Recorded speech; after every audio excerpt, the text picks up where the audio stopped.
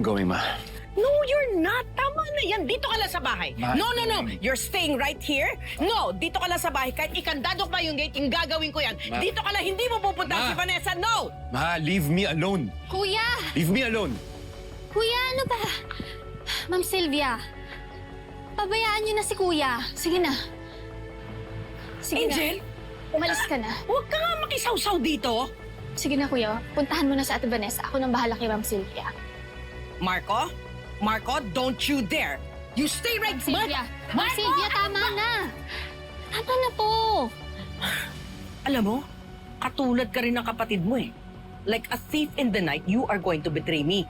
Ma'am Sylvia, tinutulungan ko lang kayo. Huwag kayong magalit sa akin. Kakamping niyo ako. But the mere fact na bibisitahin pa rin ni Marco si Vanessa in spite of all that has happened, it's just so insulting.